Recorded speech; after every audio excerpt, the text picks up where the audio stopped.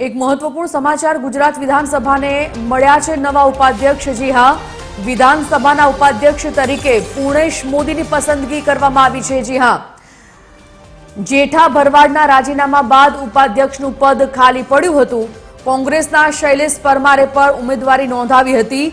जो के वात स्पष्ट हती के पूर्णेशभाईना चांसीस थोड़ा वधारे देखाई रह्या हता। पूर्णेश मोदीनी भारे बहुमत साथे उपाध्यक्ष तरीके पसंदगी थई छे। गुजरात विधानसभा ने मळ्या छे तेना नवा उपाध्यक्ष पूर्णेश मोदी ने विधानसभा उपाध्यक्ष तरीके बहुमत मळता पूर्णेश मोदी बन्या छे विधानसभा नवा उपाध्यक्ष। कोंग्रेसना शैलेष परमारे पण उमेदवारी नोंधावी हती त्यारे पूर्णेश मोदी नी भारे बहुमती साथे उपाध्यक्ष तरीके पसंदगी थई छे। Associate editor Sonal Anadkat phone line पर। सोनल, विधानसभा उपाध्यक्ष तरीके पूर्णेश मोदी की पसंदगी शुं विगत?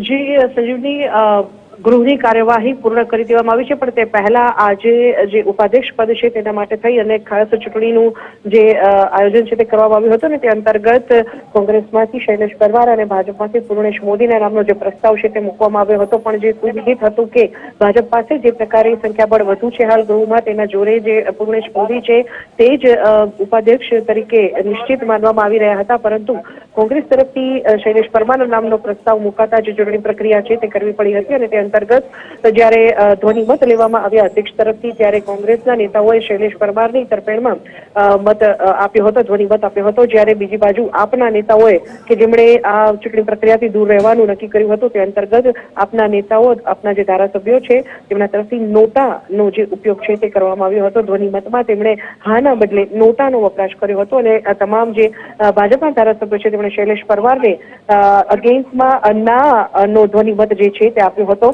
પરંતુ જ્યારે પૂર્ણેશ મોદીની સામે ધ્વનિમત લેવામાં આવ્યો તેમના નામની સામે ત્યારે ભાજપના તમામ જે નેતાઓ છે તેમના તરફથી એક સૂરે જે હાનો ધ્વનિમત છે તે આપવામાં આવ્યો હતો અને તે મુજબ જે સંખ્યાબળ છે ભાજપનું તે વધુ હોવાથી પૂર્ણેશ મોદીના નામ સામે જે વિજેતા છે તે નક્કી થયા હતા અને ત્યારબાદ અધ્યક્ષ તરફથી પૂર્ણેશ મોદીને ઉપાધ્યક્ષ તરીકે ઘોષિત કરવામાં આવ્યા હતા અને તે અધ્યક્ષે પૂર્ણેશ મોદીને ઉપાધ્યક્ષ તરીકેનું જે સ્થાન છે તે લેવા વિનંતી કરી હતી, જે અંતર્ગત પૂર્ણેશ મોદી હવે ઉપાધ્યક્ષ તરીકે ઘોષિત થયા છે અને તેમણે ઉપાધ્યક્ષ તરીકેનું જે સ્થાન છે તે પણ મેળવ્યું હતું। જી ધન્યવાદ સોનલ આ સમગ્ર જાણકારી માટે। તો વિધાનસભાના નવા ઉપાધ્યક્ષ બન્યા છે પૂર્ણેશ મોદી।